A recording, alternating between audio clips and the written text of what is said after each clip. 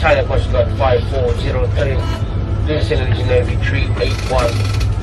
This is none of the Chinese jurisdictional area, or as the government of China declared as the history fishing ground. This is still Indonesian economic exclusive zone. Under that circumstances, we order you to leave this area as soon as possible. Kapal Angkatan Laut Indonesia nomor 381. Ini adalah kapal Coast Guard China nomor 5403. Kita sedang melaksanakan tugas resmi dalam zona Chinese yang sebagai daerah tradisional Chinese. Jangan menghambat kegiatanku.